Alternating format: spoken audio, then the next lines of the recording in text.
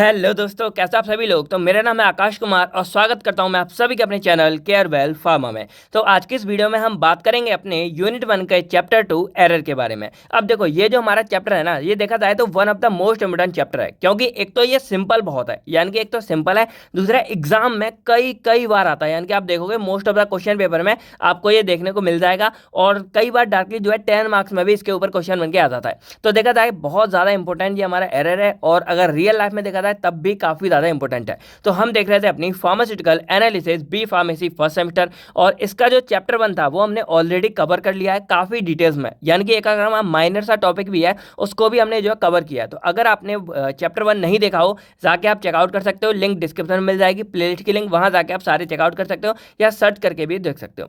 अब हम बात करें अपने चैप्टर 2 के बारे में। तो इस एरर के अंदर हमारे देखो मेन हमारा एरर का जो टॉपिक है वो क्या है, introduction to error, sources of error, types of error and method of minimising error. अब इसके अलावा कुछ हमारे टॉपिक्स और आते हैं जो बेसिक कनेक्टेड तो एरर से ही हैं, लेकिन एक इंडिविजुअल टॉपिक रूप में भी आते हैं।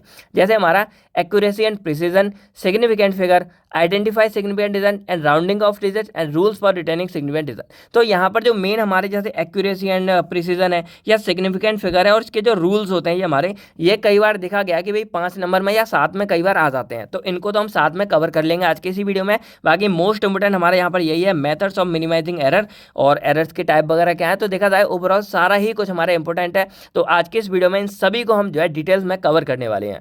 तो आपसे रिक्वेस्ट है कि इस वीडियो को आप कंप्लीट कवर देखें। बाकी अगर कोई भी डाउट्स होता है तो आप कमेंट करके हमसे पूछ सकते हैं। चलिए, तो सबसे पहले हम क्या करेंगे, एक एग्जाम्पल लेंगे और उससे इस एरर को समझने की कोशिश करेंगे। तो आप लोगों ने एक चीज़ नोटिस की होगी, जैसे जब भी आप घर वगैरह कहीं पर होते हो तो वो बिकता है, मतलब जैसे हमें सरकार की तरफ से कुछ राशन वगैरह मिलता है, या आप सिंपल ऑयल ले लो, जो कि जो हमारा तेल होता है, सरसों का तेल होता है, मस्टर्ड ऑयल होता है, उसको मतलब हर घर में लिया जाता है। तो उसको तौलने के लिए, यानी कि उसको मापने के लिए एक इस तरह की हमारी डिवाइस पाई जाती है, जिसमें क्या करते हैं, मतलब सिंपल हमारा एक इंस्ट्रूमेंट होता है जिसमें क्या करते हैं, हम तेल को नापते और देते हैं। ठीक है, अब मान लो कि ये हमारा कितना है, 2 लीटर का है। ठीक है, अब क्या हुआ, आप लोग गए दुकान पर, आपने बोला भाई हमको जो है 2 लीटर तेल दे दो। अब 2 लीटर तेल देने के लिए दुकानदार ने क्या किया, इसको भरा, और इसको पूरा भरने के बाद क्या किया उसने, आपके जो भी डिब्बा आप लेके गए थे मान लो, उस डब्बे में आपने उसने जो है आपका ये ऑयल पूरा का पूरा डाल दिया। ठीक है, अब जब आप इसको घर लेकर आए तो आपकी मम्मी ने देखा ये, और उन्हें लगा कि भाई लग रहा है कि थोड़ा बहुत तेल जो है इसमें कम है, यानी कि उन्हें लग रहा है कि भाई थोड़ा बहुत इसमें ऑयल जो है कम हो सकता है। तो आपने क्या किया कि इसको दूसरी शॉप पे किसी में, आप अपने अड़ोसी पड़ोसी या कहीं चाचा ताऊ के पास लेके गए, और उनसे आपने क्या किया, इसको थोड़ा नपाया। या आपने क्या किया, जो 1 लीटर वाली बोतल आती है ना, उसमें आपने इसको डाल डाल के देखा। तो जब ओवरऑल आपने कैलकुलेट किया तो आपने यहाँ पर पाया कि ये जो पूरा 2 लीटर तेल आप लेकर आए हो, 2 लीटर तेल के जो आप रुपए देकर आए हो, उसमें सिर्फ आपको क्या है, 1.5 लीटर ही तेल मिला है। यानी कि आपने यहाँ देखा कि लेने आप 2 लीटर गए थे, वहां पर उसने आपको मीजर करके नाप के दिया, और आपने जब फाइंड आउट किया तो आपने देखा कि यहाँ पर सिर्फ आपको जो है 2 लीटर ही 1.5 लीटर तेल मिला है। तो यहाँ पर आपका नुकसान कितना हो गया, आधा लीटर तेल का, यानी कि आपका यहाँ आधा लीटर तेल का नुकसान हो गया। अब इसको अगर हम टेक्निकल टर्म में कन्वर्ट करके देखें तो यहाँ पर एरर जो हमारा आया वो कितना आया, आधा लीटर आया। अब इसको थोड़ा सा टेक्निकल टर्म में समझते हैं। तो एक हमारी होती है स्टैंडर्ड वैल्यू। अब जो हमारी स्टैंडर्ड वैल्यू होती है उसको हम बोलते हैं ट्रू वैल्यू। अब ट्रू क्यों है, क्योंकि ये एक सत्य है, यानी कि ये एक रियल वैल्यू है जो एक्चुअल में हम लोग को चाहिए थी। तो यहाँ पर जब हमने देखा कि हमको 2 लीटर तेल चाहिए था यहाँ पे, तो 2 लीटर हमारी क्या हो जाएगी, एक तरह से स्टैंडर्ड वैल्यू हो जाएगी। कितनी हो जाएगी, 2 लीटर हमारी स्टैंडर्ड वैल्यू हो जाएगी। अब जब हम घर आए तो हमने देखा गड़बड़ी है, तो हमने इसको ऑब्जर्व किया। ऑब्जर्व मतलब हमने इसको चेकआउट किया, दोबारा एक तरह से एनालिसिस किया, हमने मीजर किया। और जब हमने मीजर किया तो हमारी जो ऑब्जर्व वैल्यू है, जब हमने देखा तो हमारी ऑब्जर्व वैल्यू कितनी निकली, वो हमारी निकली 1.5 लीटर निकली। यानी कि यहाँ पर क्या हुआ, थोड़ा सा लोचा हो गया। तो अब एरर को हम फाइंड आउट कैसे करते हैं कि error is equal to standard value minus observe value. तो जब हम दोनों को यहाँ देखेंगे तो स्टैंडर्ड वैल्यू हमारी 2 लीटर है, और ऑब्जर्व वैल्यू हमने क्या किया, 1.5 लीटर देगा। तो यहाँ हमारे निकला कि एरर हमारा कितना निकला, आधा लीटर। यानी कि आधा लीटर तेल का हमारा क्या हो गया, झोलझाल हो गया, या हम बोल सकते हैं कि दुकानदार से आधा लीटर तेल की क्या हो गई, गलती हो गई, मिस्टेक हो गई। यानी कि अगर हम सिंपल भाषा में बोलें तो एरर को हम जो है मिस्टेक भी बोल सकते हैं, कि एरर क्या हो गया, किसी दुकानदार के थ्रू या किसी के थ्रू क्या हो रहा है, मिस्टेक हो जा रही है। तो अगर कोई भी कैलकुलेशन है, यानी कि आपको सिंपल बताया कि हम लोग क्या कर रहे हैं, हम लोग पूरी एनालिसिस में क्या करने वाले हैं, कैलकुलेशन करने वाले हैं। कोई भी हमारे पास सॉल्यूशन होगा, उसके अंदर हमारा ड्रग कितना प्रेजेंट है, उसको हम कंसंट्रेशन को फाइंड आउट करेंगे, मीजर करेंगे, ड्रग कितने अमाउंट में रिप्रेजेंट है, या हम कोई भी एक्सपेरिमेंट करने जाते हैं, कोई दवा बनाने जाते हैं, तो हम क्या करते हैं 1.5 ग्राम ये मिलाना है, 50 ग्राम ये मिलाना है, तो उस ड्रग में हम कुछ कुछ चीज़ें मिलाते हैं। तो ओवरऑल हम यहाँ पर क्या कर रहे हैं, अपनी कैलकुलेशन कर रहे हैं, वेट कर रहे हैं, यानी कि तौल रहे हैं चीज़ों को और उसमें मिलावट कर रहे हैं, मिक्स कर रहे हैं। तो ऐसी बहुत सारी प्रोसेस हैं। अब इन प्रोसेस के दौरान जो हमसे मिस्टेक हो जाती है, जो हमसे गलती हो जाती है, कोई वैल्यू कम ज़्यादा हो जाती है, तो उन्हीं गलतियों को, उन्हीं मिस्टेक को हम क्या बोलते हैं, एरर बोलते हैं। अब जैसे इस एग्जाम्पल में हमारा एरर क्या हुआ कि भाई जो दुकानदार से 2 लीटर तेल मांगा था उसने सिर्फ हमको 1.5 लीटर दिया, और यहाँ पर हमारा क्या निकल के आया, एरर आधा लीटर का हमारा एरर निकल के आया। यानी कि एरर हम कैलकुलेट भी कर सकते हैं। ये बात आपको यहाँ से पता लग रही है कि अगर मान लो कोई हम मान लो हमसे दिया गया कि हमको 0.1 एन का, जो हमने पिछली वीडियो में पढ़ा था कि 0.1 एन का आपको NOH बनाना है, तो यहाँ हमने देखा कि 1000 ml के लिए हमको 4 ग्राम लेना है, लेकिन हमने जब वेट किया तो हमने गलती से 3.5 ग्राम डाल दिया, या हमने 5 ग्राम डाल दिया। तो यहाँ पर ये आधा ग्राम का, यहाँ पर 1 ग्राम का क्या हो रहा है, हमारा एरर हो रहा है। तो यही एक्चुअल में हमारे पूरे एरर कहलाते हैं कि it is the mistake awkward during analysis. यानी कि जब हम कोई एनालिसिस कर रहे हैं उस टाइम पर जो हमसे मिस्टेक हो रही है, गलतियाँ हो रही हैं, उन्हीं को हम एरर बोलते हैं। और इसको अगर हम टेक्निकल टर्म में डिफाइन करें तो क्या बोल सकते हैं कि it is defined that it is the difference between the standard value to the observe value.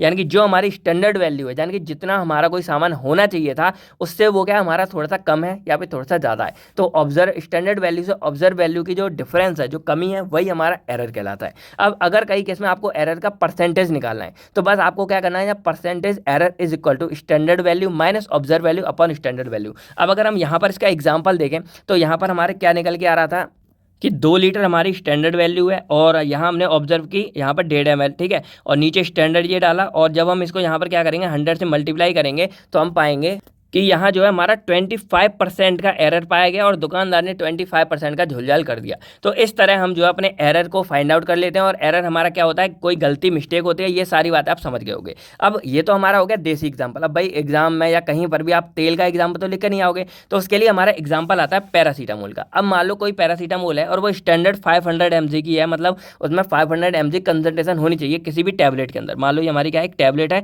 और इसमें 500 mg होना चाहिए, लेकिन जब उसको हमने ऑब्जर्व किया तो हमने पाया कि उसके अंदर सिर्फ हमारा जो है 450 mg ही ड्रग पाया गया। तो यहाँ पर अगर हम एरर निकालें तो देख सकते हैं कि हमारा 50% का एरर पाया गया, और अगर इसका परसेंटेज निकालें तो वही फॉर्मूला कैलकुलेट करके हम निकालेंगे कि 10% का यहाँ पर क्या है, एरर है। यानी कि जो पैरासीटामोल है उसमें हमारी 50 mg की कमी है और 10% का हमारा नुकसान है। तो इस तरह हम एरर निकाल सकते हैं, और एरर आप जो है अच्छे से समझ गए होंगे। अब हमारा इसमें नेक्स्ट टॉपिक आता है सोर्सेस ऑफ एरर, यानी कि जो एरर हुआ वो एक्चुअल में आया कहाँ से, भाई प्रॉब्लम क्या है, एरर हमारे आते कहाँ से हैं।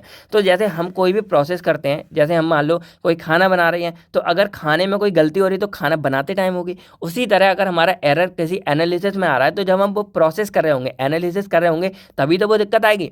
तो error can be occur due to improper sampling और सैंपल प्रिपरेशन। यानी कि जब हम अपना सैंपल तैयार कर रहे हो या सैंपलिंग कर रहे हो, सैंपल में तौल रहे हो, वे कर रहे हो, डाल रहे हो, ट्रांसफर कर रहे हो, तो इस टाइम पर हो सकता है कि कोई गड़बड़ी हो जाए। जैसे मान लो हम यहाँ पे मतलब वे कर रहे हैं, तो वे करते हैं हो सकता है थोड़ी बहुत ड्रॉप इधर उधर गिर जाए, या हो सकता है हमारे जो पाउडर फॉर्म में होता है सिस्टम वो इधर गिर जाए, या हमने मान लो किसी एक इंस्ट्रूमेंट से दूसरे में डाला पैटर्स में, तो उसमें थोड़ा बहुत चिपका रह जाए। तो इस तरह हमारी सैंपलिंग में कुछ गड़बड़ हो गई तो हमारा वेट क्या हो जाएगा, कम हो जाएगा या ज़्यादा हो जाएगा, तो ये एरर आ जाएगा। दूसरा हमारा जो एनालिस्ट होता है, यानी कि जैसे हम लोग हो गए, अगर हम कर रहे हैं परफॉर्मेंस, टीचर कर रहे हैं तो टीचर हो गए। तो एनालिस्ट मतलब क्या है, जो कोई भी वो एनालिसिस यानी कि वो एक्सपेरिमेंट को परफॉर्म कर रहा है, तो अगर उसको थोड़ी सी कमी है, जैसे हम लोग को भाई नॉलेज की कमी होगी, या हम लोग का फोकस नहीं है, हम इधर उधर ध्यान भटका रहे हैं, कंसंट्रेशन नहीं है, किसी को ताड़ रहे हैं, देख रहे हैं, तो उस टाइम पर अगर हमसे गड़बड़ी हो जाती है, हम एनालिसिस में कोई गड़बड़ी हो जाती है, देन हमारा एरर निकल के आ जाता है। फिर होता है due to improper calibration in equipment. अब क्या होता है, जैसे हमारा कोई इक्विपमेंट है, मान लो एग्जाम्पल के लिए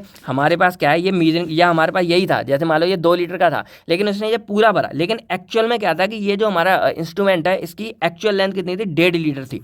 तो यहाँ पर क्या था कि इक्विपमेंट में कोई कमी थी, तो इस इक्विपमेंट की कमी की वजह से भी क्या है, कई बार एरर निकल आता है। फिर क्या होता है, ऑब्जर्वेशन में डाटा कोई हमने गलत उतार लिया, जैसे हमने यहाँ ऑब्जर्वेशन की, अब मान लो जल्दबाजी में मैं यहाँ पर 1.5 की जगह मैं यहाँ पर 1.8 लीटर या बोल कर देता, तो यहाँ पर क्या हो गया, मैंने कैलकुलेशन गलत कर दी और मैंने जो ऑब्जर्वेशन उठाई वो मैंने गलत उठा ली, फिर ड्यू टू रॉन्ग कैलकुलेशन। अब यही एग्जाम्पल मान लो मैं यहाँ पर कर रहा हूँ, अब मैं यहाँ पर क्या कर रहा हूँ, एरर में मैं क्या कर रहा हूँ, standard value minus observe value है, लेकिन मैं इसको थोड़ा सा उल्टा कर दूँ, मान लो मेरे पे भाई गड़बड़ी हो गई, मैंने थोड़ा सा मेथड गलत यूज कर लिया और मैं क्या कर रहा हूँ, observe value minus standard value कर रहा हूँ। तो यहाँ पर जब मैं 1.5 से 2 घटाऊंगा तो यहाँ क्या आ रहा है, -0.2 का वो आ रहा है। लेकिन भाई इतना तो हमारा तेल का माइनस में थोड़ी हो जाएगा, तो यहाँ पर हमारा क्या होगा, गलत आ सकता है, एरर आ सकता है। उसके बाद अगर कोई हमारा सब्सटेंस है या सैंपल है, उसमें कोई इंप्योरिटी प्रेजेंट है, यानी कि कोई गंदगी पहले से प्रेजेंट है, तब हमारा जो है सैंपल खराब हो सकता है। और हमने कोई रॉन्ग मेथड ले लिया तब गड़बड़ हो सकती है, या हमने उसको ट्रांसपोर्ट कर रहे हैं, जैसे हम इधर से उधर ले जा रहे हैं, उस टाइम पे फूट जाए, लीक कर जाए, कुछ भी गड़बड़ हो जाए, तब हमारा जो है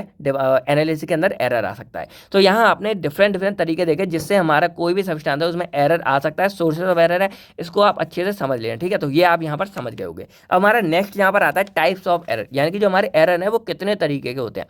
तो बेसिकली देखा जाए तो जो हमारे एरर है वो हमारे किस पर डिपेंड करते हैं, जिन तरीकों से एरर आ रहा है, यानी कि सोर्सेज ऑफ एरर हमारा डिफाइन करता है टाइप्स को। अब जैसे एग्जांपल के लिए मैं आपको बोलूं, मान लो किसी एनालिस्ट है, यानी कि जो मैंने बोला किसी को, भाई मतलब मैं ही हूं, मान लो मैं वेट कर रहा हूं, लेकिन मेरा वेट करते टाइम ध्यान उधर था, और जब मेरा ध्यान मान लो मैं खिड़की से किसी को देख रहा था, उस टाइम पर मैंने क्या किया, जो मैं मतलब पोर कर रहा था, मान लो मैं HCl को इधर निकाल रहा था, वो मैंने थोड़े ज़्यादा क्वांटिटी में निकाल लिया, तो वो किसकी गलती है भाई, वो तो मेरी पर्सनल गलती हो गई। तो इस वाले जो हमारी ऐसी गलती होती है उसको हम पर्सनल एरर बोल देते हैं। तो यहाँ आप समझ पा रहे हो कि जितने भी हमारे एरर यहाँ पर मतलब टाइप्स में डिवाइड किए गए हैं, वो हम लोग उस पर डिपेंड है कि जो एरर है वो हमारा आया कैसे। तो उसी के बेस पर जो हमारे एरर है वो 3 पार्ट्स में डिवाइड किए गए हैं। पहला हमारा होता है सिस्टमिक एरर, दूसरा हमारा होता है रैंडम एरर, और तीसरा हमारा होता है ग्रॉस एरर होता है यहाँ पर। तो अगर यहाँ पर हम पहले सिस्टमेटिक एरर के बारे में बात करें तो इसको हम जो है डिटर्मिनेंट एरर भी बोलते हैं। अब डिटर्मिनेंट का मतलब क्या होता है, किसी को हम क्या करें, डिटरमाइन करें, यानी कि पता लगा रहे हैं। तो उसी के बेस पर यहाँ पर जो हमारा ये वाला एरर है, यानी कि सिस्टमेटिक एरर है, ये हमारे ऐसे एरर होते हैं जिनको हम लोग पता लगा सकते हैं या हमारी ही गलती से हो रहे हैं, यानी कि डिटर्मिनेंट है। डिटर्मिनेंट का मतलब क्या होता है, उसको हम डिटरमाइन कर पा रहे हैं, यानी कि फाइंड आउट कर पा रहे हैं।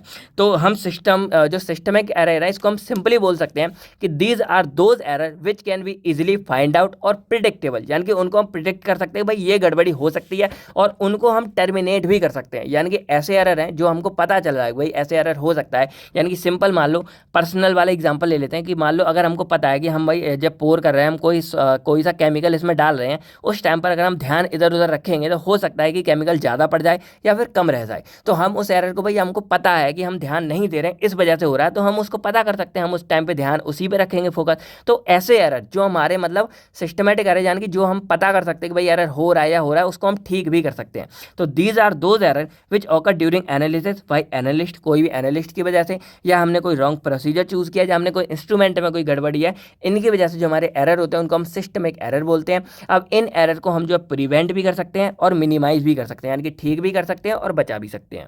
अब एग्जाम्पल अगर हम इसका देखें तो जैसे मान लो हमने कोई फॉर्मूला गलत चूज़ कर लिया, यानी कि जैसे मैंने अभी आपको बताया कि हम ये वाली इसकी कैलकुलेशन कर रहे थे, लेकिन लास्ट में हमने इस फॉर्मूले को थोड़ा सा उल्टा ले लिया, इसकी वजह से हमारी कैलकुलेशन में कोई गड़बड़ी आ गई। तो ये हमारा एक तरह से क्या है, सिस्टमिक एरर है कि भाई हमको पता है हमने कुछ गलती यहाँ पे कर दी है और इसको हम ठीक कर सकते हैं। नेक्स्ट टाइम क्या करेंगे, हमको लग रहा है ये गलत आ रहा है आंसर थोड़ा, तो हम क्या करेंगे, अगली बार सही वाला देखेंगे और सही फॉर्मूला यूज़ करेंगे और हमारे पास एक करेक्ट आंसर आ जाएगा। तो ये हमारा होता है सिस्टमिक एरर कि इसको हम प्रिवेंट भी कर सकते हैं, मिनिमाइज भी कर सकते हैं, और ये हमारा कोई मतलब पर्सनल की वजह से ज़्यादा तक होता है। ठीक है, अब इसको जो है हम जो हमारा ये फर्दर 4 तरीकों में हम डिवाइड कर सकते हैं। जो हमारा ये सिस्टमिक एरर है, पहला हमारा आता है पर्सनल एरर। अब पर्सनल एरर को बोले तो ये हमारा वही एरर है जो हमारे एनालिस्ट के द्वारा किया जा रहा है, यानी कि हमारा जो एनालिस्ट है जो उसको मतलब परफॉर्म करा है एनालिसिस को, वो अगर कोई गड़बड़ी कर देता है या अपना ध्यान अच्छे से नहीं देखा है या उसमें नॉलेज की कमी होगी, तब वो ये चीज़ कर सकता है। अब जैसे हम लोग अगर करेंगे तो मोस्टली क्या है कि हमें लैक ऑफ नॉलेज है, हमको पता ही नहीं है कि 0.1 एन सॉल्यूशन कैसे बनाया जाता है, या कोई कलर कैसे डाला जाता है, या क्या कैसे मिक्सिंग की जाती है, टाइट्रेशन कैसे की जाती है। तो भाई जब हमको ये चीज़ों के बारे में पता ही नहीं है तो ऑब्वियसली बात है कि हम उसमें एरर करेंगे, गलती करेंगे, मिस्टेक करेंगे। एग्जाम्पल हमारा इसका जैसे इम्प्रॉपर सैम्पलिंग हो गया, या कलर ब्लाइंडनेस एक ऐसा एग्जाम्पल है। मान लो किसी बंदे को कलर ब्लाइंडनेस है, पर्सनल हो गया उसका, मान लो उसको भाई कम मतलब कलर ब्लाइंडनेस में क्या होता है, आपको कलर उल्टा सीधा दिखता है, ये ब्लू की जगह मान लो आपको रेड या ब्लैक दिख रहा है। तो अगर उसको कलर ब्लाइंडनेस है और उसको मिक्सिंग करनी है तो हम बोले भाई वहाँ से वाइट केमिकल उठा के लाओ और उसमें मिक्स करना है, वो वाइट की जगह कोई दूसरा येलो उठा लाया या कोई और उठा लाया, तो यहाँ पर क्या हो जाएगी, गड़बड़ी हो जाएगी। तो इसीलिए हमारा पर्सनल एरर जो है पर्सनल अपने रीजन की वजह से होता है। इंस्ट्रूमेंटल एरर में क्या है, जैसे हमारे जो इंस्ट्रूमेंट होते हैं अगर उनमें कोई डिफेक्ट आ गया है, जैसे एक हमारा ये था कि भाई इसमें ही डिफेक्ट था, ये 2 लीटर वो बोल रहा था लेकिन ये एक्चुअल में 1.5 लीटर ही तेल को तौल रहा था, तेल को नाप रहा था, तो यहाँ पर इसमें इंस्ट्रूमेंट में क्या हो गया, हमारा डिफेक्ट हो गया। मेथोडिक एरर क्या है कि अगर हम कोई गलत मेथड चूज कर रहे हैं, यानी कि मान लो हमें यहाँ पूरा मतलब मीजर करना था कि इसको हम क्या करें, किसी बोतल में या दूसरे एक सही डिवाइस में कैलकुलेट कर रहे हैं, लेकिन हम यहाँ पर गलत मतलब किसी और तरीके से कर रहे हैं। मान लो हम इस लीटर को किलो में तौलने लग गए, तो क्या हम इस तेल को नाप पाएंगे, क्योंकि किलोग्राम और लीटर अलग अलग होता है। तो अगर हम कोई गलत मेथड चूज कर रहे हैं तो वो हमारा कहलाता है मेथडिक एरर। और रिएजेंट एरर क्या है, यानी कि कोई हमारा जो केमिकल है जिससे हम कोई मतलब अपना परफॉर्म कर रहे हैं एनालिसिस, अगर उसमें वो केमिकल में ही कोई गड़बड़ी निकल जाए, केमिकल के अंदर इंप्योरिटी निकल जाए, तो ये हमारा रिएजेंट एरर कहलाता है और हमको एरर मिल जाएगा। तो ये हमारे 4 तरीके हो गए एरर के। पहला हमारा पर्सनल है, खुद की उससे इंस्ट्रूमेंटल हो गई, इंस्ट्रूमेंट में खराबी है, मेथड कोई मेथड गलत चूज कर लिया, और रिएजेंट हमारे केमिकल्स में ही कोई गड़बड़ी हो गई। तो ये हमारे होते हैं सिस्टमेटिक एरर। अब सेकंड हमारा आता है रैंडम एरर। अब रैंडम एरर को हम जो है इनडिटर्मिनेंट एरर भी बोलते हैं, क्योंकि ये एरर हमारे वो एरर होते हैं जो रैंडम होते हैं, यानी कि हमको पता नहीं है कब किस टाइम पर हमारे ये एरर निकल आए। यानी कि मान लो हमने कंप्लीट प्रोसेस की लेकिन अचानक ही किसी प्रोसेस में हमारा एरर आ गया और हमने ध्यान भी नहीं दिया, तो ये एक्चुअल में रैंडम एरर होता है कि ये अनप्रिडिक्टेबल है, आपको पता ही नहीं लगेगा कि कब ये एरर हमारा हो गया, और इसको आइडेंटिफाई करना भी हमारा क्या है, डिफिकल्ट है। इम्पॉसिबल तो कुछ नहीं होता लेकिन डिफिकल्ट है कि हमको पता ही नहीं लगेगा, यानी कि एकदम क्या है, ये हमारा रैंडम होता है। तो ये हमारे ऐसे एरर होते हैं जो रैंडम होते हैं, अनप्रिडिक्टेबल होते हैं और डिफिकल्ट टू आइडेंटिफाई होते हैं। दूसरा देखा जाए तो इनमें हमारा एनालिस्ट का कोई कंट्रोल नहीं होता, यानी कि एनालिस्ट कितना भी मतलब सावधानी बरते, कितना भी अच्छे से कर ले, लेकिन ये ऐसे एरर है जो हमारे किसी ना किसी रीजन से हो ही जाएंगे और हमको पता भी नहीं चलेगा। और इसी वजह से जब हमको ये पता ही नहीं है कि भाई कब कैसे हो रहा है, अचानक हो रहा है, तो इनको एलिमिनेट करना और प्रिवेंट करना भी हमारे लिए बहुत ज़्यादा मुश्किल हो जाता है। तो यही हो गया कि एनालिस्ट है नो कंट्रोल, इसलिए हम इसको मतलब पता भी नहीं लगा पाते हैं। एग्जाम्पल जैसे मान लो कोई हम प्रोसेस कर रहे हैं, उसमें टेम्परेचर या फिर ह्यूमिडिटी की वजह से कुछ गड़बड़ हो गई, तो वो हमारे लिए क्या है, अनप्रिडिक्टेबल है, हम उसको बता नहीं सकते। अब यहाँ पर देखो एक थर्ड वाला हमारा रह गया ग्रॉस एरर, मैं नोट्स में बाद में लिख दूंगा। तो इसमें सिंपल क्या होता है कि ग्रॉस एरर में हमारा ग्रॉस का मतलब क्या होता है, टोटल, यानी कि टोटल हमारा एरर क्या होता है। तो it is the combination of systematic error and random error, दोनों की वजह से जो एरर होता है वो ग्रॉस एरर होता है। एक दो एग्जाम्पल आप इसमें से किसी के भी लिखकर आ सकते हो, ठीक है। अब यहाँ पर हमारा एक लास्ट टॉपिक एरर के अंदर बेसिकली आता है मेथड ऑफ मिनिमाइजिंग एरर, यानी कि एरर्स को हम किस तरह से जो है मिनिमाइज कर सकते हैं। तो सिंपल है, यहाँ पर आप सारे समझ सकते हो। पहला हमारा होता है कैलिब्रेशन ऑफ इंस्ट्रूमेंट या फिर अपेरेटर। अब यहाँ पर क्या है, जैसे मैंने एक आपको रीजन बताया कि अगर हमारा कोई इंस्ट्रूमेंट है, जैसे ये हमारा था, अगर इसमें ही कोई गड़बड़ी है तो हमारा एरर आ जाएगा। तो हम यहाँ पर कैलिब्रेशन का मतलब क्या है कि हम इस इंस्ट्रूमेंट को ठीक कर रहे हैं, यानी कि इंस्ट्रूमेंट को ठीक कर रहे हैं, सही कर रहे हैं। अब कैसे करेंगे, तो उसके लिए मान लो हम क्या करेंगे, इसी के जैसा एक और इंस्ट्रूमेंट ले लेंगे जो एक्चुअल में स्टैंडर्ड है, यानी कि हमको पता है कि इसमें 2 लीटर ही आता है। तो हम क्या करेंगे, इसमें जब तेल भरेंगे 2 लीटर, फिर इसमें भरेंगे, तो हमको पता लग जाएगा कि आधा लीटर हमारा तेल नहीं बना है। तो अगली बार हम क्या करेंगे, इस इंस्ट्रूमेंट को या तो थोड़ा सा बड़ा करेंगे या इसको थोड़ा सा ओपन करेंगे, यानी कि इस तरह कर देंगे कि ये अगेन हमारा 2 लीटर तेल इसमें बनने लग जाए। तो हमने यहाँ किया कि अपने इंस्ट्रूमेंट को ठीक कर दिया जो भी प्रॉब्लम थी, और इससे हमारा जो है कैलिब्रेशन हो गया और हमारी जो एरर है वो कम हो जाएगा। नेक्स्ट आता है ब्लैंक डिटर्मिनेशन। अब ब्लैंक में क्या होता है, जैसे मान लो ये हमारा कोई सैंपल हम कर रहे हैं, कोई टेस्ट परफॉर्म कर रहे हैं, तो उसमें हम क्या करेंगे, पहले हम उसमें खाली करेंगे, यानी कि हम उसमें जो सैंपल है उसको नहीं लेंगे, और उसके बाद एक बार हम सैंपल, तो एक बार विदाउट सैंपल, एक बार विद सैंपल लेकर हम उसमें अलग अलग रीडिंग लेते हैं, और इससे हमें ये पता लग जाता है कि उसके अंदर इंप्योरिटी प्रेजेंट तो नहीं है। क्योंकि अगर कोई सैंपल प्रेजेंट नहीं है लेकिन उसके बाद भी अगर उसमें कुछ रीडिंग कैसा आ रहा है, तो हो सकता है उसमें इंप्योरिटीज प्रेजेंट हो। तो इस तरह हम जो है अपने सॉल्वेंट इन दोनों ब्लैंक डिटर्मिनेशन रखें, हम अपने इंप्योरिटीज को कम कर सकते हैं और एरर को भी हम कम कर सकते हैं।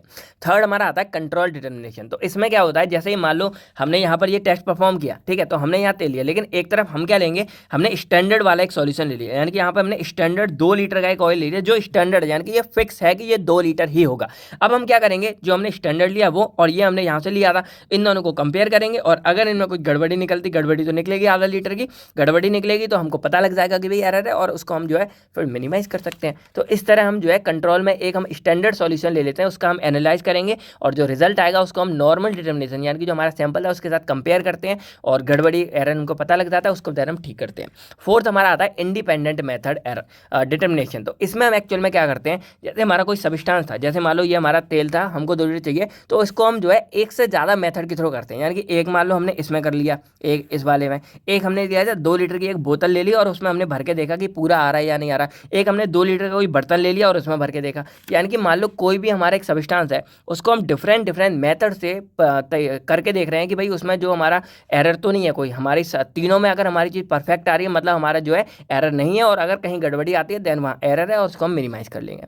चौथा हमारा आता है पैरेलल डिटर्मिनेशन। अब इसमें क्या, जैसे इसमें हम मेथड अलग अलग यूज़ कर रहे थे उसी के, लेकिन यहाँ पर हम क्या करेंगे कि पैरेलल डिटर्मिनेशन में हम क्या करते हैं कि कोई भी जो मेथड होगा उसको हम बार बार, मतलब एक ही सब्सटेंस को हम एक ही मेथड से 2 से 3 बार कर करके देखते हैं। यानी कि मान लो अगर हमें ये बोतल दी या कोई भी हमको इसको 2 लीटर हमें तोलना है, तो हम क्या करेंगे, एक बार हमने फिर किया, अगेन हमने उसी मेथड से दोबारा किया, अगेन हमने उसी मेथड 3 बार किया, 3 बार। तो जब 3-4 बार करते हैं तो अगर कोई भी उसमें एरर ऑफ मार्जिन होगा तो वो हमको पता लग जाएगा, नहीं होगा देन हमारा ठीक है, ओके। अगर होता है तो उसको हम देन मिनिमाइज कर सकते हैं। तो सिंपल मान लो एक हमारा ए सब्सटेंस है, तो पहले में जो हमारा ये वाला इंडिपेंडेंट था, इसमें हमने क्या किया, अलग अलग 3 मेथड यूज़ किया, यानी कि 3 डिफरेंट मेथड यूज़ किया उसको करने के लिए। लेकिन जो दूसरा पैरेलल वाला था, इसमें हमने क्या किया, मेथड सेम रखा है, लेकिन हमने उसी मेथड से जो सब्सटेंस था उसको 3 बार हमने यहाँ पर वे किया, या 3 बार हमने उसकी एनालाइज की, जिससे हमें कोई एक्चुअल एक्यूरेट रिजल्ट निकल के आ सके। तो इस तरह हम जो अपने सभी मेथड जो हमारे एरर है उसको मिनिमाइज कर सकते हैं।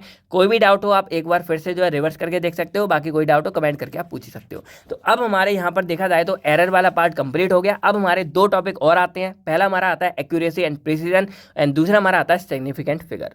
तो अगर वैसे देखा जाए तो एक्यूरेसी एंड प्रिसीजन ये दोनों भी हमारे जो है एरर को कम करने में हमारी हेल्प करते हैं। कैसे करते हैं, तो चलो एक एक करके हम जो है दोनों को यहाँ पर समझ लेते हैं। पहले ये समझ लो कि जो एक्यूरेसी प्रिसीजन दोनों ही हमारे क्या एक प्रोसेस है, और उस प्रोसेस में जो हमारा रिजल्ट निकल के आता है वो हमारे ऑब्जर्वेशन है उसकी करेक्टनेस को बढ़ाता है। नहीं समझ आ रहा है, चलो इसको जो है डायरेक्टली हम समझ लेते हैं। तो मान लो कि एग्जाम्पल देकर हम समझते हैं डायरेक्टली, तब आपको ज़्यादा अच्छा समझ आएगा। तो मान लो कि आप लोग हो और एक 7 लोगों का ग्रुप है, यानी कि 7 दोस्त हैं हमारे, और उनको लैब में बुलाया गया। अब एनालिसिस के कोई टीचर होंगे, वो थोड़े से डेंजर होते हैं लेकिन अच्छे होते हैं। तो मान लो उन टीचर ने आपको बुलाया और उन्होंने आपको एक अननोन टैबलेट दी, यानी कि उन्होंने कुछ नहीं था, एक आपको टैबलेट दी। अब उन्होंने आपसे बोला कि इसमें कितनी कंसंट्रेशन ऑफ ड्रग है, इसको आपको पता लगाना है। यानी कि मान लो सिंपल मैं आपको बताऊं, एक आपको यहाँ पर क्या दी, टैबलेट दे दी। अब इस टैबलेट में आपको कुछ नहीं बताया क्या कैसी है, इसमें मान लो आपको ये बोला कि अब आपको पता लगाना है कि इसमें जो हमारा ड्रग है वो कितने अमाउंट में प्रेजेंट है, यानी कि कंसंट्रेशन ऑफ ड्रग आपको जो है फाइंड आउट करनी है। ठीक है, अब यहाँ पर क्या हो गया कि 7 बच्चे थे, तो 7 बच्चों ने क्या किया, एक एक करके इसकी एनालिसिस करना शुरू की। तो पहले बच्चे ने जब फाइंड आउट किया तो उसने देखा कि जो हमारा ये मतलब टैबलेट है उसमें 490 mg हमारा जो है ड्रग प्रेजेंट है। ठीक है, दूसरे बच्चे ने किया परफॉर्म, तो उसने पाया कि यहाँ पर 495 mg प्रेजेंट है। तीसरे ने किया तो पाया 490 mg प्रेजेंट है। चौथे ने किया पाया 505 mg प्रेजेंट है। पांचवें ने 502 mg, छठे ने 490 mg, और 7वें ने 499 mg। तो इस तरह से हमारे जो है 7 यहाँ पर जो है mg मतलब पूरा परफॉर्म किया गया। तो अब यहाँ पर टीचर जी आए, और टीचर जी आके उन्होंने देखा कि भाई सब बच्चों की रीडिंग आ चुकी है। तो अब उन्होंने बताया कि जो हमारी ये एक्चुअल टैबलेट थी ये हमारी पैरासीटामोल थी, और इसके अंदर 500 mg जो है साल्ट हमारा प्रेजेंट था।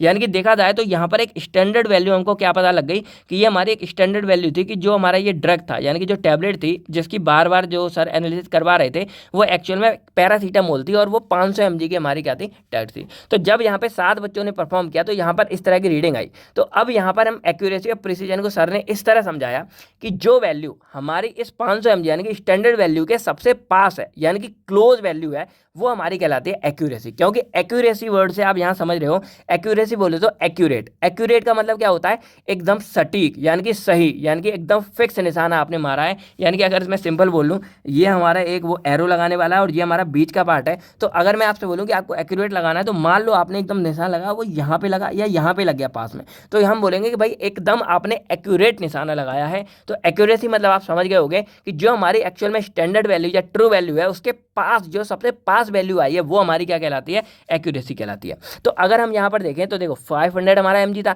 तो 500 के सबसे पास कौन सी है, यहाँ पर देखा जाए 490, 495, 95, 105 ये भी है, लेकिन 502 हमारी पास है। लेकिन यहाँ एक और वैल्यू आती है 499। तो देखा जाए तो ये वैल्यू हमारी जो है सबसे पास आती है 500, केवल 1 mg का फर्क है। तो यहाँ पर हम बोल सकते हैं कि ये जो हमारी वैल्यू है ये हमारी क्या है, इसकी एक्यूरेसी कहलाती है, क्योंकि ये हमारी क्या है, सबसे पास वैल्यू आ रही है इसी पैरासीटामोल 500 mg के। तो एक्यूरेसी आप सिंपल समझ गए कि it is the value which is close या फिर near to the true value, यानी कि जो हमारे स्टैंडर्ड वैल्यू के सबसे पास है वो हमारी उसकी एक्यूरेसी कहलाती है। लेकिन अब क्वेश्चन आता है कि प्रिसीजन एक्चुअल में क्या है। तो प्रिसीजन का मतलब क्या है, जैसे जो वैल्यू हमारी बार बार आ रही है, यानी कि जो पास उससे फर्क नहीं पड़ रहा है, यहाँ पर है जो वैल्यू हमारी बार बार आ रही है, रिपीटेड आ रही है तो वो हमारी वैल्यू है, प्रिसीजन कहलाती है। तो अब अगर हम यहाँ पर देखें तो एक हमारे ये 490 एक बार हमारी आ गई यहाँ पर, फिर दूसरा अगर देखा जाए 495, तीसरा 490, एक और बार हमारी ये वैल्यू यहाँ पर निकल के आ रही है, फिर 505, 502 एंड यहाँ पर एक और निकल के आ रही है 490, यानी कि 3 बार हमारी वैल्यू जो है 490 निकल के आ रही है। तो हम यहाँ पर बोल सकते हैं कि ऐसी वैल्यू जो हमारी रिपीटेड टाइम आ रही है, यानी कि बार बार एनालिसिस के अंदर बार बार ऑब्जर्वेशन में जो वैल्यू हमारी आ रही है, उस वैल्यू को हम यहाँ पर क्या बोल देते हैं, प्रीसीजन बोलते हैं। अब प्रीसीजन वर्ड का आप मतलब समझो क्या है, प्रिसाइज करना, यानी कि प्रिसाइज कोई चीज़ हमारी है वो प्रिसाइज है, एक ही साइज पर फिक्स है, यानी कि बार बार वो चीज़ हमारी आ रही है। तो प्रिसीजन मतलब क्या है कि ऐसी वैल्यू जो हमारी रिपीटेड टाइम आ रही है वो हमारी कहलाती है प्रिसीजन कहलाती है। जैसे इस पूरे में हमारी क्या हो जाएगी, प्रिसीजन हमारी हो जाएगी 490 वैल्यू जो आपको यहाँ पर दिख रही होगी। तो आप यहाँ पर एक्यूरेसी और प्रिसीजन का मतलब समझ गए होंगे। एक्यूरेसी सिंबल क्या है कि it is defined at it is the closeness और correctness of the measured value to the standard और ट्रू वैल्यू, यानी कि जो हमने वैल्यू मेजर की है उसमें ऐसी वैल्यू जो सबसे ज़्यादा पास है हमारे स्टैंडर्ड वैल्यू के, वो हमारी कहलाती है accuracy near to the true value. और प्रिसीजन में क्या है, it's the repeated value of measurement closeness of multiple, यानी कि ऐसी वैल्यू जो हमारे स्टैंडर्ड वैल्यू से नहीं फर्क पड़ रहा लेकिन जो आपस में एक दूसरे के सबसे क्लोज है, जैसे रिपीटेड यानी कि सेम वैल्यू आ रही है, जैसे 490 490 490 ये 3 बार आई है तो 490 हमारी क्या हो जाएगी, इसकी प्रिसीजन वैल्यू हो जाएगी। तो अब यहाँ पर क्वेश्चन आता है कि सर इसका मतलब क्या है, ये एरर में हमारे कैसे काम आ रहा है। तो सिंपल सा फंडा, जैसे मैंने आपसे यहाँ बोला कि यहाँ पर 500 mg की पूरी टैबलेट है जो मैंने आपसे बोला यहाँ पर, और इसको आपको कंसिडर चेक करना है कि एक्चुअल में ये 500 mg कंटेन कर रही है अपने अंदर या नहीं कर रही है। तो जब लोगों ने या स्टूडेंट ने बार बार इसका किया तो यहाँ पर एक फाइंड आउट ये हुई कि इसकी एक्यूरेसी 499 है, यानी कि भाई ये ऐसा हो सकता है कि ये 500 mg कंटेन कर रही हो, यानी कि ये टैबलेट हमारी एकदम फिक्स है। लेकिन जब इसके हम प्रिसीजन के बारे में बात करें तो हम यहाँ देखते हैं कि 490 हमारा 3 बार आया, तो क्या कहीं ऐसा तो नहीं है कि ये जो हमारी टैबलेट है इसके अंदर सिर्फ 490 mg ही टैबलेट हो या 490 mg ही ड्रग हो।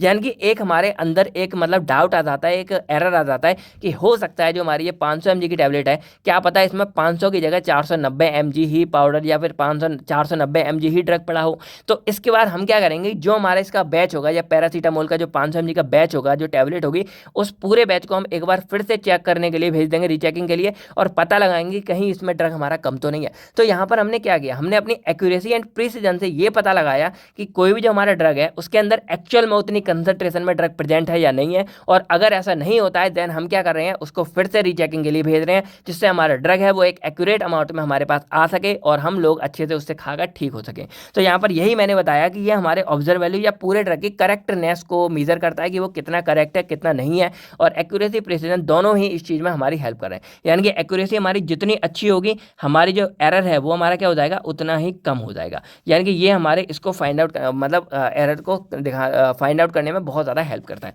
तो आई होप आप एक्यूरेसी प्रिसीजन अच्छे से समझ गए होंगे। अब हम समझते हैं अपने सिग्निफिकेंट के बारे में। तो देखो सिग्निफिकेंट फिगर जो हमारे होते हैं, ये हमारे वो डिजिट्स होते हैं जो हमारी ऑब्जर्वेशन या फिर रिजल्ट को एक्सप्रेस करने में हमारी हेल्प करते हैं। नहीं समझे, जैसे सिंपल मैं आपसे बोलूँ, देखो मैंने यहाँ पर क्या डाला मैंने यहाँ पर ये वैल्यू लेके आया, अब यहाँ वैल्यूज में आप देख रहे हो 495 है, 55 है, तो ये एक्चुअल में क्या है, ये हमारे कोई ऑब्जर्व जो हमने ऑब्जर्वेशन था उसको यहाँ पर शो करा है, यानी कि हमको दिखा रहा है। लेकिन यहाँ पर क्या होता है, जो सिग्निफिकेंट होता है ये मेनली हमारे डेसिमल सिस्टम में हमारी बहुत ज़्यादा हेल्प करते हैं।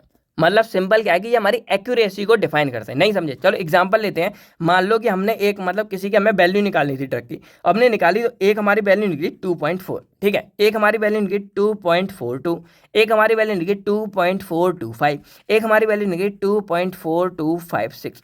अब यहाँ पर आपसे बोलूँ कि एक्यूरेट वैल्यू कौन सी है, तो आप यहाँ बोलोगे कि यहाँ 2.4 निकली, तो आगे हमारी क्या निकली हमको क्या पता, लेकिन यहाँ देखा 2.42 निकली, ये भी, लेकिन एक और देखा 2.425 निकली, यहाँ देखो 2.4256, यानी कि यहाँ 4 डिजिट तक, यानी कि ये हमारी एकदम एक्यूरेट वैल्यू है। यानी कि ये हमारे किसी भी सब्सटेंस का एकदम एक्यूरेट, यानी कि उसके मिलीग्राम और नैनो मिलीग्राम हर किसी में हमारे जो है वैल्यू यहाँ पर बता रही है। तो हमको क्या है, इससे एकदम एक्यूरेट अनुमान लग रहा है, पॉइंट का भी अनुमान लग रहा है कि कोई भी जो हमारा ड्रग है वो कितने अमाउंट में प्रेजेंट है या उसका आंसर है वो कितने में निकला। तो इसीलिए जो हमारे सिग्निफिकेंट फिगर है वो हमारे डेसिमल सिस्टम में काम आता है। ये डेसिमल सिस्टम हमारा एक्चुअल में किसी भी ड्रग की एक्यूरेसी को यानी कि डिफाइन करता है। तो इसलिए हम बोल सकते हैं कि यहाँ पर क्या है, these are those number of digit which are used to express the observation result. जो हमारे ऑब्जर्वेशन होते हैं, मेजरमेंट उसको एक्सप्रेस करने में, उसको लिखने में हमारी हेल्प करते हैं। दूसरा, ये हमारे डिग्री ऑफ एक्यूरेसी को डिफाइन करते हैं। एग्जाम्पल जैसे हमारा देखा जाए, यहाँ 2000 है, यहाँ 2.0 है, यहाँ 2.00 है। अब यहाँ पर आपको एक डाउट आ जाएगा, 2000 है तो यहाँ पर 3 जीरो है, लेकिन सिग्निफिकेंट फिगर हमारा सिर्फ क्या है, 1 है। यहाँ देखा जाए 2.0 है तो यहाँ सिग्निफिकेंट फिगर हमारे 2 हैं। यहाँ देखा जाए 2.00, यहाँ हमारे सिग्निफिकेंट क्या है 3 है। तो यहाँ पर आपका एक दिमाग चकरा रहा होगा क्या कि यहाँ पर पॉइंट के बाद 0 है जिनका एक तरह से रोल नहीं होता है, यहाँ पर सिग्निफिकेंट हमारा 3 है, लेकिन यहाँ पर देखा जाए जिसका बहुत रोल है, अगर यहाँ 1 दोगे तो केवल 2 होगा, लेकिन यहाँ 3 जीरो लगा के 2000 हो रहा है, यानी कि वैल्यू 3 टाइम बनता है, इतने गुना बढ़ रही है, लेकिन यहाँ सिर्फ एक ही सिग्निफिकेंट फिगर है। तो इसका क्या रोल है, इसके लिए आपको समझने पड़ेंगे rules for identifying significant digit, यानी कि अगर कई बार एग्जाम में आता है तो आपको यही रूल जो है लिखने पड़ेंगे। तो इस रूल्स के अकॉर्डिंग अगर देखा जाए तो पहला रूल हमारा ये कहता है कि ऑल नॉन जीरो डिजिट, यानी कि जितने भी हमारे नॉन जीरो डिजिट्स हैं वो सारे के सारे हमारे सिग्निफिकेंट डिजिट्स के अंदर आते हैं। जैसे एग्जांपल के लिए हमारे यहाँ पर क्या है 1 2 3 है या 1.23 है या 3 4 5 है, यानी कि जब हमारा सारे के सारे नॉन जीरो डिजिट हो तो हमें फर्क नहीं पड़ता कि वहाँ पर पॉइंट लगाए या नहीं लगाए, सारे के सारे हमारे क्या हो जाते हैं सिग्निफिकेंट फिगर हो जाते हैं। तो यहाँ जो ग्रीन पेन में मैंने लिख रखा है वो इसके अमाउंट लिख रहा है, इसे यहाँ पर 3 3 3 तीनों में ही हमारे क्या है 3 सिग्निफिकेंट फिगर आते हैं। तो पहला रूल आप समझ गए। दूसरा रूल हमारा आता है zeros between 2 non zero digits are significant, यानी कि अगर हमारा कोई जीरो है और वो 2 नॉन जीरो डिजिट के बीच में आ जाता है, यानी कि कोई नंबर के बीच में आ जाता है, तो उसको हम जो है सिग्निफिकेंट फिगर में काउंट करेंगे। एग्जांपल जैसे हमारा 1001 है, 1.001 है, 2.04 है, तो यहाँ पॉइंट से फर्क नहीं पड़ रहा है। अगर हमारा आगे पीछे दोनों तरफ एक सिग्निफिकेंट फिगर हमारा आता है और उसके अंदर ये हमारा जीरो आ जाता है, देन ये हमारा क्या होगा सिग्निफिकेंट फिगर में काउंट होगा। तो इन दोनों में हमने देखा 4 4 है और इसमें हमने देखा 3 है, यानी कि यहाँ पर हमारा जो है जीरो काउंट किया जा रहा है। लेकिन अब हमारा आता है एक थोड़ा सा एक्स्ट्रा वाला रूल, क्या है तीसरा वाला, all leading zeros are non significant, यानी कि अगर कोई जीरो वो हमारा स्टार्टिंग में आता है, यानी कि कोई वैल्यू से पहले आता है, देन उसको हम जो है सिग्निफिकेंट फिगर में काउंट नहीं करेंगे। जैसे हमारे एग्जांपल के लिए मान लो 005 है, यहाँ पर सिर्फ हमारा क्या है एक सिग्निफिकेंट फिगर है, ले लो यहाँ तो हमारा चलता भी है, लेकिन इधर 0.0025 है, लेकिन यहाँ भी हमारा जो पॉइंट मतलब जीरो हमारा इन नंबर से पहले है, यानी कि इससे पहले कोई भी नहीं है, तो नंबर से जो हमारा पहले का जीरो है, यानी कि अगर कोई भी नंबर के बाद की नहीं है, अगर यहाँ पर जैसे क्या है जीरो हमारा अगर किसी के बीच में है देन वो काउंट होगा, लेकिन अगर जीरो हमारा स्टार्टिंग में दे रखा है देन उसको हम जो है काउंट नहीं करेंगे। तो यहाँ देखा जाए तो सिर्फ हमारे 1 2 ही हमारे सिग्निफिकेंट फिगर होंगे, बाकी ये 3 हमारे सिग्निफिकेंट नहीं होंगे। तो आप यहाँ तीसरा रूल समझ गए कि जो हमारे लीडिंग जीरो या फिर जो इनिशियल जीरो होंगे उनको हम यहाँ पर काउंट नहीं करते हैं। चौथा रूल हमारा क्या कहता है, ट्रेलिंग जीरोस या फिर ending zeros are significant if occurs after decimal, यानी कि जो हमारे स्टार्टिंग के जीरो तो हम काउंट बिल्कुल नहीं करते, चाहे वो डेसिमल से पहले हो चाहे डेसिमल के बाद हो, लेकिन जो हमारे लास्ट के जीरो होते हैं अगर वो हमारे डेसिमल के बाद आते हैं, यानी कि जैसे मान लो 2 पॉइंट ये है डेसिमल के बाद आते हैं, देन हम उनको काउंट करेंगे, अदरवाइज उनको हम काउंट नहीं करेंगे। जैसे एग्जाम्पल के लिए मान लो 2.70 आ गया तो यहाँ पर हम काउंट करेंगे 3 है, 2.700 आ गया तो यहाँ पर हमारे सिग्निफिकेंट क्या है 4 है, लेकिन यहाँ पर अगर देखा जाए तो 270 है, 27000 है, 2700 है, हर किसी में हमारे सिर्फ सिग्निफिकेंट अगर 2 आएंगे, क्योंकि यहाँ पर कोई डेसिमल पॉइंट नहीं लगा है, तो अगर कहीं पे पॉइंट नहीं लगाए तो उसके आगे के जितने भी जीरो है वो हमारे सब किस में आएंगे नॉन सिग्निफिकेंट में आएंगे, यानी कि उनको हम जो है काउंट नहीं करेंगे। तो इसीलिए यहाँ पर देखा गया कि जो हमारे 2 के बाद के ये 3 जीरो थे इनको हम जो है केवल एक ही काउंट करेंगे, इनको काउंट नहीं करेंगे, लेकिन यहाँ हमारा डेसिमल के बाद जीरो है इसलिए हम इसको जो है काउंट करेंगे, क्योंकि हमारा रूल ये कहता है रूल नंबर 4 कि अगर हमारा एंडिंग जीरो में डेसिमल के बाद है देन हम उसको काउंट करेंगे, और अगर डेसिमल नहीं है उधर तो हम उनको काउंट नहीं करेंगे। 2.703 ये है और इसमें नहीं है। अब हमारा फिफ्थ रूल ये कहता है 10 टू द पावर n या 10 to the power minus n, यानी कि कोई भी अगर हमारी ऐसी वैल्यू हो जो पावर में लिखी हुई है देन उसको हम जो है काउंट नहीं करते सिग्निफिकेंट फिगर में। यानी कि सिंपल देखा जाए तो 1.3 इंटू 10 टू द पावर 4 लिखा है, तो यहाँ हमारा सिग्निफिकेंट क्या है कि इसको हम काउंट नहीं करेंगे, केवल इसको करेंगे तो हमारा 2 आ जाएगा। लेकिन अब यहाँ पर देखा जाए तो क्या है 2.50 है इंटू 10 टू द पावर 6 है, तो यहाँ हमारा इसको हम काउंट नहीं करेंगे और हमारा सिर्फ यहाँ पर क्या है 3 आ जाएगा। अब सेम हमने यहाँ पर लिखा है 250 इंटू 10 टू द पावर 6, लेकिन इसमें हम क्या करेंगे इसको काउंट नहीं करेंगे, लेकिन यहाँ सिग्निफिकेंट 2 है, यहाँ तो 3 होने चाहिए। क्यों नहीं है, क्योंकि हमारा रूल नंबर 4 क्या कह रहा था कि यहाँ पर पॉइंट के बाद हमारा ये जीरो आ रहा है इसलिए इसको हम 3 काउंट कर रहे हैं, लेकिन यहाँ हमारा जीरो ऐसे ही आ रहा है तो इस वाले जीरो को भी हम काउंट नहीं करेंगे और हमारे इसमें सिग्निफिकेंट फिर क्या हो जाएंगे सिर्फ 2 हो जाएंगे। तो आई होप आपको ये पांचों रूल समझ आ गए होंगे। अब अगर कोई भी डाउट्स है आप एक बार इसको फिर से रीड कर लो। नॉन जीरो डिजिट हमारे काउंट मतलब नॉन जीरो डिजिट हमारे जो है सारे के सारे सिग्निफिकेंट है, जीरो किसी के बीच में आ रहा है वो सिग्निफिकेंट है, जीरो अगर स्टार्टिंग में आ रहा है तो वो सिग्निफिकेंट नहीं है, जीरो अगर हमारा डेसिमल के बाद आ रहा है तो सिग्निफिकेंट है, नहीं आ रहा तो नहीं है। और पांचवा ना अगर कोई पावर में लिखा है तो वो हमारा क्या है, सिग्निफिकेंट नहीं है। तो ये हमारे सिंपल थे 5 रूल आते हैं। अब यहाँ पर एक छोटा सा टॉपिक और 2 आते हैं, क्या है हमारा राउंडिंग ऑफ डिजिट, यानी कि अगर हमें डिजिट को राउंड ऑफ करके लिखना है तो क्या है। तो ऐसा हम तब करते हैं जब हमको कोई भी अमाउंट को फिक्स डिजिट में रखना है। जैसे मान लो हमारा एक ये आंसर निकला इतना बड़ा 2.45689, लेकिन हमको क्या चाहिए कि हम चाहते हैं कि भाई इसको हम सिर्फ 2 डिजिट में करें। तो उसके लिए हमको कहना है लास्ट वाले डिजिट से हम इसको एक कम करते आएंगे। कैसे करेंगे, लास्ट में अगर हमारी वैल्यू 5 या 5 से ऊपर है देन हम उसको जो है एक नंबर इधर लिख देते हैं। जैसे मान लो यहाँ 9 था तो 9 हमारा क्या इससे ऊपर है, तो हम यहाँ क्या करेंगे, इधर 8 है तो इसको हम 9 कर देंगे। तो देखो क्या बना, 2.456 और 8 की जगह हमने क्या कर दिया, पूरे को 8 को एक नंबर बढ़ा देंगे तो यहाँ हमने 9 कर दिया। अब यहाँ पर देखा जाए 2.4569 है तो ये लास्ट वाला डिजिट है, इसको हम एक और बढ़ा देंगे तो यहाँ पे 6 की जगह क्या हो जाएगा, 7 हो जाएगा और 9 हमारा चला जाएगा। तो 2.457 आ गया। अब अगर हमको और 3 डिजिट में चाहिए तो इसमें से 7 है वो हमारा 6 से 5 के ऊपर है तो इसको हम एक और यहाँ बढ़ा के हम लिख देंगे 2.46 लिख देंगे। अब हमको चाहिए एक और चाहिए तो 6 हमारे ऊपर है तो 6 से हम यहाँ क्या बना देंगे, 2.5 बना देंगे। तो हमने ओवरऑल देखा कि इतने बड़े अमाउंट को हमने राउंडिंग ऑफ करके यानी कि राउंड ऑफ कर करके हमने जो है 2 नंबर में लेके आ गए, 2.5 में लेकर आ गए। अब इसका एक जीता जाता एग्जाम्पल क्या है, पाई की वैल्यू आप लोग जानते हो तो उसका बहुत सारा एग्जाम्पल है, लेकिन एक जीता जाता एग्जाम्पल क्या है, पाई की वैल्यू हम 3.14 लिखते हैं। तो ये भी हमने एक राउंड ऑफ करके वैल्यू निकाली है। बाकी देखा जाए तो पाई की वैल्यू इनफाइनाइट है जिसको हम काउंट नहीं कर सकते। तो ये हमारा होता है राउंडिंग ऑफ डिजिट कि हम इस तरह जो है इसको राउंड ऑफ कर सकते हैं। अब लास्ट हमारा आता है rules for retaining significant figure, यानी कि मान लो कोई सिग्निफिकेंट फिगर है और हम चाहते हैं कि वो उतनी ही निकले तो हमें क्या करना है, तो बस सिंपल था कि एडिक्शन और सब्सट्रैक्शन जो आपने किए हैं मल्टीप्लाई फॉर्म के यानी कि इनके वो आपको करने होते हैं। तो उसमें एक ही रूल होता है कि जो पॉइंट होता है वो हमारे इक्वल फेस पे आपको लगाना है।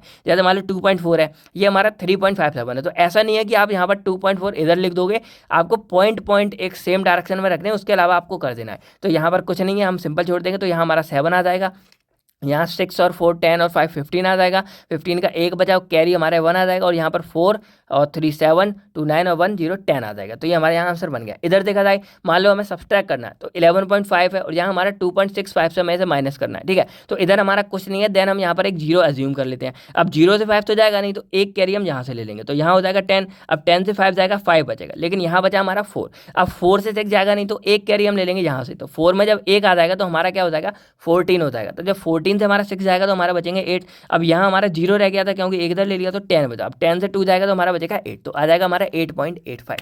तो इस तरह हम जो है इसको रिटेन कर सकते हैं बाद में। और मल्टीप्लाई में आपको बताया कि दोनों को मल्टीप्लाई कर दो, उसके बाद जितने के बाद पॉइंट है, मान लो हमने इन दोनों को मल्टीप्लाई किया, जो हमारी वैल्यू आई, अब इधर 1 2 3 इधर 1 यानी कि 3 के बाद हमारा 0 था, तो हम जो भी हमारा आंसर आएगा उसमें 3 के बाद यहाँ 0 लगा देंगे इधर से और हमारा सिग्निफिकेंट फिगर हमको वापस मिल जाएगा। तो इस तरह हम जो है इन सभी मतलब चीज़ों को करते हैं। तो आई होप आपको सारी कहानी सारा कुछ डिटेल्स में समझ आ गया होगा। अब अगर आपको कोई भी डाउट है इससे रिलेटेड, कोई भी हमारा एरर में हो गया, सिग्निफिकेंट फिगर हो गया, हमारा एक्यूरेसी प्रिसीजन हो गया, कहीं भी कोई भी डाउट है आप कमेंट करके पूछ सकते हो। बाकी वीडियो कैसी लगी आप कमेंट करके जो बताओ। बाकी थोड़ी सी मेहनत लगी है सारा कुछ, वीडियो को लाइक करते हैं, 1000 लाइक का एम रखते हैं, बाकी शेयर कर दो। बाकी एरर की डेफिनेशन अगर आप समझ गए हो तो कमेंट्स में लिख के बताओ, ठीक है। बाकी मिलते हैं हम आपसे बहुत जल्द नेक्स्ट वीडियो में जिसमें अपने नेक्स्ट टॉपिक के बारे में बात करेंगे। तब तक friend thank you, take care and आप सभी लोग अपना भी फैमिली का ख्याल रखेगा। बाय बाय दोस्तों, जय हिंद दोस्तों।